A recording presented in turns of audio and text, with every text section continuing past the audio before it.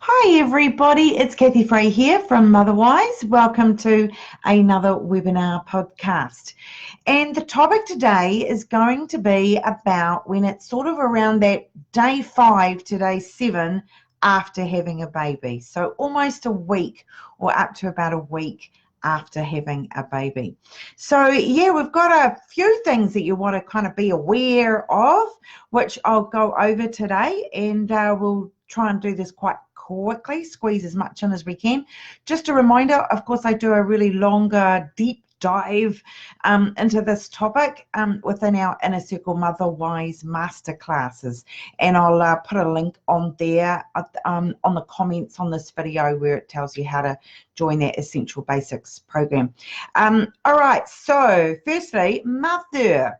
I'm just going to look at my little list as well. So this might be probably the final time that you may need a blood pressure check done. There is always a chance after having a baby of your blood pressure going up and actually getting preeclampsia toxemia after having a baby, but usually by around sort of day 5 to day 7, that risk is gone. So if you're having a 1-week check with your midwife or somebody seeing you postnatally, then it's probably the last time you need a blood pressure check, typically for most women. Also, talking about your vaginal discharge, or what we call your lochia. Usually there's 3 stages to lochia. There's what we call the rubra, the serosa, and the alba. And rubra, red; serosa, brown; alba, white. And so usually in that sort of first 3 to 4 days, you've got that kind of heavy sort of flow sanitary pads with, dark red blood, but like a period, and then or a heavy period. And then you sort of, from about day 4 to day 10, you go into the serosa, or the sort of pinkish brown stage, a lot more moderate. You can go down to more comfortable sanitary pads at that stage. And then generally by around sort of day 10 to 28 is when you go into the alba, or the whitish yellowish discharge. And that goes right through, as I say, to sort of to the end of that first month. And most women just need a panty liner at that stage. This is also a good time for your sutures to be checked. If you've got any perineal sutures, perhaps if you've had an episiotomy or a small tear, or maybe you might perhaps have some staples removed, or the dressing come off if you've had a C-section, so somewhere usually typically around that. And also around this time is when your milk should have well and truly arrived. So if you really had, if you're questioning your milk supply, you haven't had a real obvious change in your breasts. Usually around day 3, there's a real pending change in your breasts after having a baby, and they start to become the biggest they've ever been in your whole entire life. But if that hasn't happened, and also if perhaps you didn't see sort of much breast changes going on during the pregnancy, then that's sort of a red flag that maybe what we call lactogenesis 2 has not occurred. So you might want to be talking with a midwife or a lactation consultant about that. All right, speeding through. Now, I've got loads of stuff in my book, Oh Baby, with way more detailed information to do with breastfeeding, especially to do with whether you've got sore nipples and all the really effective ways that you can fix that. So I can't sort of squeeze it all in here today, but get yourself hold a copy really of Oh Baby. You'll refer to it for the first year. It's probably the best $40 you'll ever spend on advice.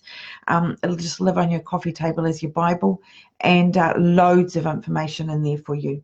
Now, with your newborn, usually by day 5, they should be starting to see some bright yellow, mustard coloured, pawpaw coloured poo coming in with those breastfed babies. So that's just awesome.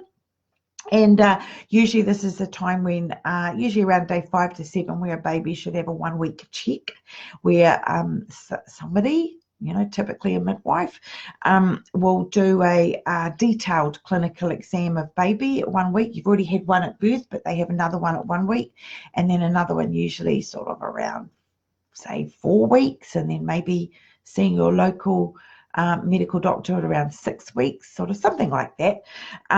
And that's when they'll do the check baby's weight, their height, their head circumference, check their reflexes, do another check that they don't have a short frenulum or basically have a tongue tie that can really affect breastfeeding.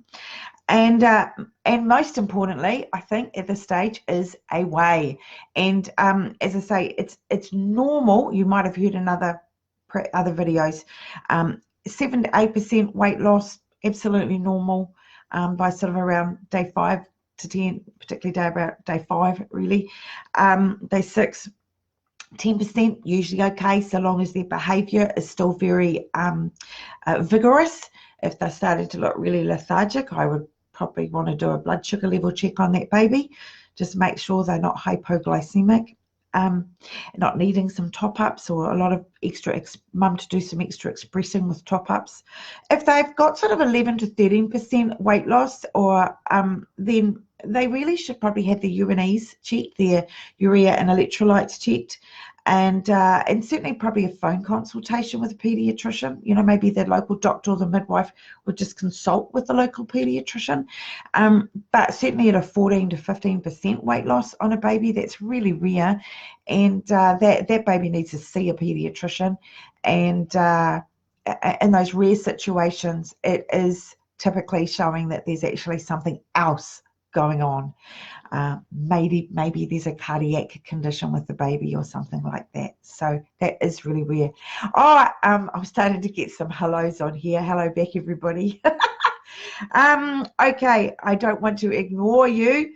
And okay, so we're almost finished up for the day. Actually, we've gone way over time, but that's cool. I love giving you much information as I can.